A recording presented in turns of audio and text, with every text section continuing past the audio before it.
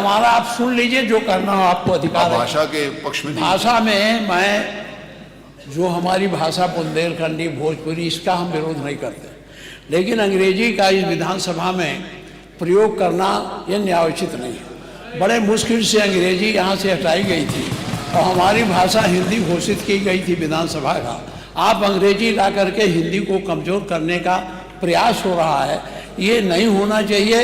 हिंदी को हटाने के लिए हम लोगों ने यातनाएं झेली हैं। दिल्ली तिहाड़ जेल में बंद रहे हैं, लखनऊ जेल में बंद रहे हैं, गोरखपुर के जेल में बंद रहे इस आंदोलन, इसलिए कि ये हिंदी अंग्रेजी यहाँ माध्यम न बने। और इसमें कितने लोग हैं, अगर अंग्रेजी करें तो उर्दू भी कर दीजिए। उर्दू क्यों नहीं करते? उर्दू भी तो भाषा है। उर्दू को नहीं करेंगे, अंग्रेजी करेंगे। अंग्रेजी का मैं व्यक्तिगत रूप से मेरा विरोध दर्ज कर लें, बहुमत है, आप पास कर लें। और हमारी सरकार तो इन सब के लिए एक एकेडमी का भी गठन, अलग अलग एकेडमी के गठन की कार्रवाई को भी आगे बढ़ा रही है। ये सभी हिंदी की उपभाषाएं हैं, यानी हिंदी की बेटियां हैं।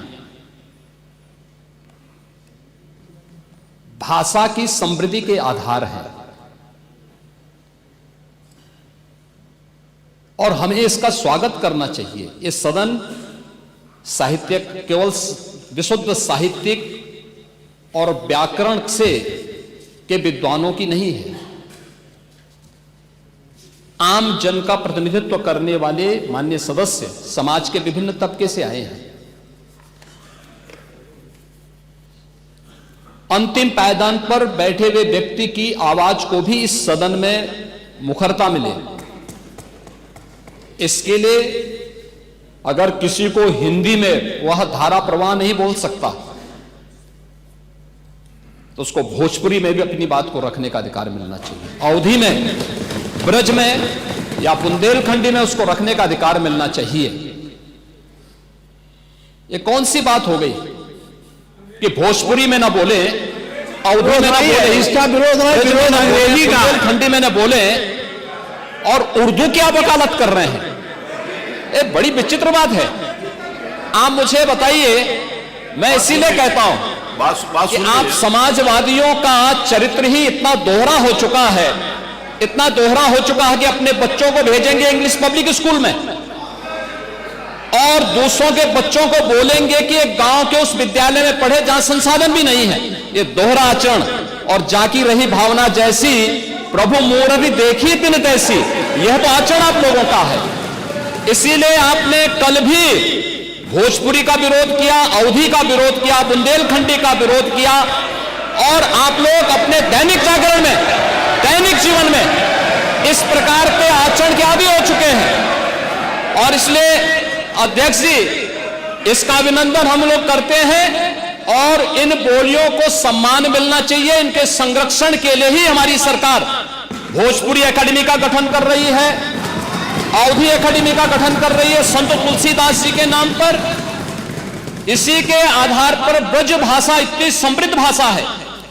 सूरदास जी ने अपनी सभी रचनाएं उसी भाषा में दी हैं। संत तुलसीदास जी ने अपनी कालजयी रचना रामचरितमानस, जो इस सदन में ही नहीं, उत्तर भारत के अंदर और भारत से प्रवासी हुए जितने भी ऐसे लोग हैं जो मॉरिशस में या दुनिया के फिजी में या दुनिया के किसी देश में गए, उनके संकट काल में रामचरितमानस ही तुलसीदास जी का अवधी भाषा में रचा गया रामचरितमानस ही उनका सहारा बना था। और आज जब उसको सम्मान मिल रहा है तो आप उसका विरोध कर रहे हैं। बड़ी विचित्र सी स्थिति है। आप हर अच्छे कार्य का समाज, आज के यही ढोंग है आप लोगों का, यही ढोंग है। हर अच्छे कार्य का आप विरोध करेंगे, हर अच्छे कार्य का आप विरोध करेंगे। हर अच्छा कार्य जो प्रदेश के हित में है, देश के हित में है, आप उसका विरोध करेंगे। और मुझे लगता है इस प्रकार के विरोध की निंदा होनी चाहिए और हम इसका समर्थन करते हैं जो उत्तर प्रदेश की बोलियों को सम्मान मिल रहा है। मैं आपका धन्यवाद करूंगा और विधानसभा सचिवालय को इस बात के लिए धन्यवाद दूंगा। कल हम लोगों ने यहां पे इसका शुभारंभ किया, समाजवादी पार्टी ने उसका विरोध किया है और मुझे लगता है कि प्रोसीडिंग का हिस्सा होना चाहिए। इनको समाज के सामने एक्सपोज करना चाहिए। अपने बच्चों को ये लोग पढ़ाएंगे इंग्लिश स्कूलों में और दूसरे के बच्चे के लिए अगर वो सुविधा सरकार देना चाहते हो, कहते नहीं उर्दू पढ़ाओ इसको। यानी उसको मौलवी बनाना चाहते हैं, कठपुल्ला पर की ओर देश को ले जाना चाहते हैं। ये नहीं चल सकता है। उर्दू भी इस प्रदेश की बोली है, तो उर्दू में क्यों नहीं यहाँ विधानसभा में किया जाए? उर्दू भी उत्तर प्रदेश में बड़ी संख्या में बोली जाती है, तो उर्दू को मेरा केवल विरोध अंग्रेजी का, क्योंकि अंग्रेजी से अंग्रेजी कौन गांव में जानता है? यहाँ बोला जाएगा तो अंग्रेजी में कौन समझेगा?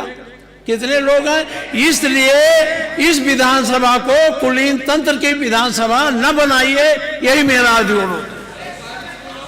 इसमें मैं माननीय मुख्यमंत्री जी ने पूरा विषय रख दिया है, अब उसमें कुछ कहने की गुंजाइश नहीं है। जिस समय देखिए बहुत सारे समय पर बहुत, एक मिनट प्लीज, नहीं आपको अलाउड नहीं है प्लीज। बहुत सारे अवसर के ऊपर हमारे माननीय प्रतिपक्ष के नेताओं ने भी कहा कि बेसिक के शिक्षा के ऊपर भी अंग्रेजी स्कूल खोलो। आपने डिमांड करी और सरकार कर रही है उस बारे में भी काम, नहीं कर रही है। बहुत बार किया, सारे प्रश्न आए विधानसभा में, मैं आपको बता सकता हूं वहां पर। दूसरा ये है, माननीय नेता प्रतिपक्ष, आपने जब AIPOC कराया था यहां पर, तो क्या अंग्रेजी में ट्रांसलेशन उनको नहीं सुनाया? माननीय अध्यक्ष जी, आपने भी सुनाया था। माननीय अध्यक्ष जी, देखिए जो विषय यहाँ सदन के सामने आया है, बहुत से हमारे माननीय सदस्य बहुत फॉर्मल लैंग्वेज में अपनी बात नहीं कह सकते। वो अपनी घर की बोली चाली में जिस तरीके से बोलते हैं उसी तरीके से यहाँ भी अपनी बात करना चाहते हैं। तो एक ये सुविधा दी गई है, ये सुविधा इसलिए दी गई कि अपनी घर में जिस तरीके से बातचीत आप करते हो, चाहे अवधी हो, चाहे बुंदेलखंडी हो, और चाहे पूर्वी हो, चाहे ब्रजभाषा हो, उसी तरह से आप अपनी भाषा यहाँ बोलिए और जिसको जिसमें चाहेगा वो उसमें सुन लेगा। इसमें व्याख्या की पूरी बात आ जाए तो उसके बाद बोल लीजिएगा। उसमें व्याख्या की पूरी सुविधा है, जबरदस्ती मत बोलिए। आप जिस भाषा में चाहे, अगर जिस भाषा में चाहे सुन सकते हैं।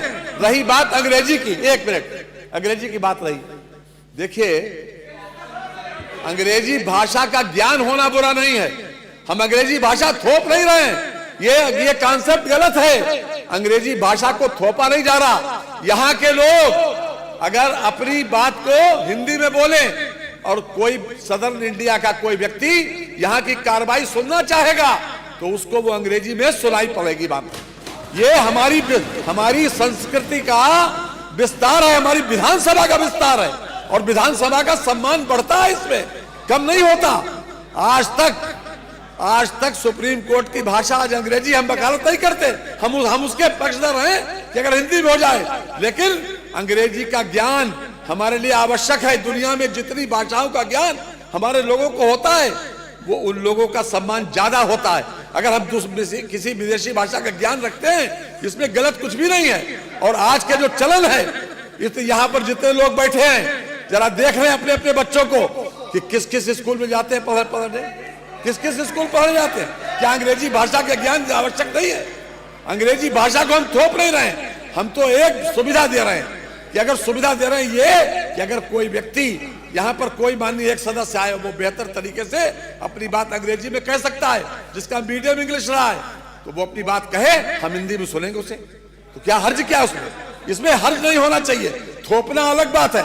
हम अगर अंग्रेजी कंपलसरी करें तो आप आपत्ति करना, हम अंग्रेजी कंपलसरी नहीं कर रहे हैं, हम तो केवल एक सुविधा बना रहे हैं। और इस विधानसभा का देश और दुनिया में अगर लोग बैठे हुए इंग्लैंड में, अमेरिका में, अगर वो चाहेंगे, उनको हिंदी नहीं आती, वो चाहेंगे तो यहाँ की भाषा में, अपनी भाषा उसमें अंग्रेजी में सुन सकते हैं।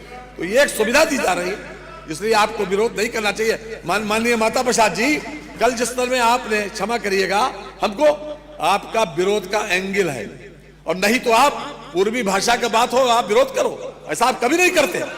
एंगल विरोध का है, क्योंकि आपकी दृष्टि विरोधी है, एक दृष्टि विरोधी बन गई कि हमें विरोध करना है। नहीं, कल आपने किया था, आज नहीं करा, कल किया था, मैं केवल और केवल जो अंग्रेजी आप इस विधानसभा पर थोपने जा रहे हैं उसका विरोध कर रहा हूं। कोई थोपने नहीं जा रहे हैं, थोपने नहीं जा रहे हैं, एक सुविधा बढ़ाई जा रही है। आज भी सुप्रीम कोर्ट में आज भी बहस इंग्लिश में ही होती है, आज भी होती है, हम उसको थोप नहीं रहे हैं। संस्कृति बढ़ाएंगे। मत संख्या 2, माननीय महामहिम श्री राज्यपाल जी के संबित नहीं अब कल मेरा निवेदन सुन लीजिए। कल इसके ऊपर जिस समय बिल वो आएगा विधानसभा में उसको पास कराने के लिए नहीं, तब उसके ऊपर बोलिएगा। और महामहिम श्री राज्यपाल जी के भाषण का दिया पढ़कर सुनाने का मैं उसको पढ़ रहा हूँ। माननीय सदस्यगण, उत्तर प्रदेश विधानमंडल के वर्ष 2025 के प्रथम सत्र के हेतु आहूत दोनों सदनों के, चलिए पढ़ा हुआ मान लेते हैं। आज प्रतियां बांट दी गई होंगी, प्रतियां सब लोग मिल गए होंगे, पटल पर हैं, कहाँ है? अब मैं आ रही, बट आगे आगे आगे आगे आगे आगे आगे आगे आगे से बांटने के मैंने को। आज दो माननीय सदस्यों के जन्मदिन है। श्री वेद प्रकाश गुप्ता हैं, वेद जी कहाँ हैं? चलिए, उत्तर प्रदेश विधानसभा के माननीय सदस्य श्री वेद प्रकाश गुप्ता निर्वाचन क्षेत्र अयोध्या, जिला अयोध्या, भारतीय जनता पार्टी के टिकट पर वर्तमान विधानसभा में दूसरी बार निर्वाचित हुए हैं।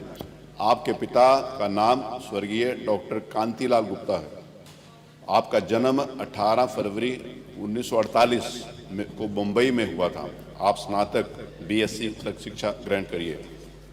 आपके जन्म दिवस के अवसर पर मैं स्वयं और इस सदन की ओर से हार्दिक शुभकामनाएं देता हूं। श्री कैलाश नाथ शुक्ला हैं, उपस्थित हैं। उत्तर प्रदेश के विधानसभा के माननीय सदस्य श्री कैलाश नाथ शुक्ल निर्वाचन क्षेत्र तुलसीपुर, जिला बलरामपुर, भारतीय जनता पार्टी के टिकट पर वर्तमान विधानसभा में दूसरी बार निर्वाचित हुए हैं। आपके पिता का नाम स्वर्गीय राजमणि शुक्ल है। आपका जन्म दिनांक 18 फरवरी 1959 को ग्राम जोगिया बनकटवा में हुआ था। आपके स्नातक तथा एलएलबी की शिक्षा ग्रहण किए। आपके जन्म दिवस के अवसर पर मैं स्वयं और इस सदन की ओर से हार्दिक शुभकामनाएं देता हूं।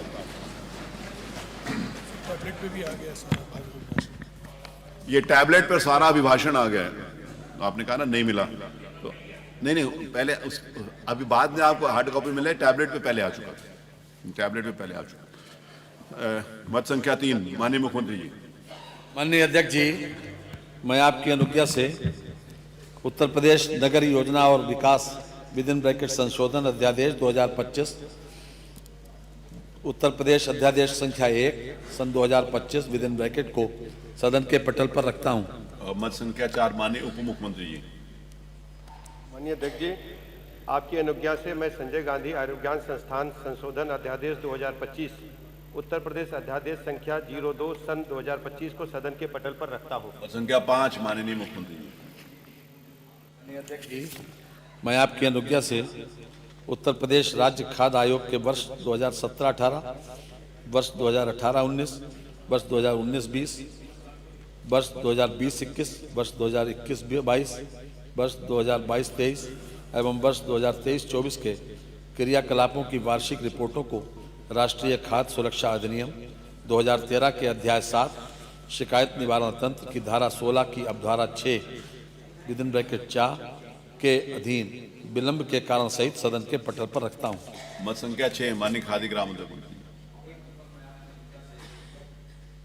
खादी एवं ग्राम उद्योग, उत्तर प्रदेश खादी तथा ग्रामोद्योग बोर्ड का 2017-18 एवं 2018-19 का संकलित प्रमाणित आर्थिक चिट्ठा उत्तर प्रदेश खादी तथा ग्रामोद्योग बोर्ड अधिनियम 1960 की धारा 30 की उपधारा 5 के अधीन सदन के पटल पर रखता हूं। मत संख्या 7, माननीय परिवहन राज्य। मान्यवर, मैं आपकी अनुज्ञा से उत्तर प्रदेश राज्य सड़क परिवहन निगम के वर्ष 2018-19, वर्ष 2019-20 एवं वर्ष 2020-21 के वार्षिक लेखे को सड़क परिवहन निगम अधिनियम 1950 की धारा 33 की उपधारा 4 के अधीन विलंब के कारण सहित सदन के पटल पर रखता हूं। मत संख्या 8, प्रमुख सचिव विधानसभा। उत्तर प्रदेश विधानसभा की प्रक्रिया तथा कार्य संचालन नियमावली 2023 के नियम 149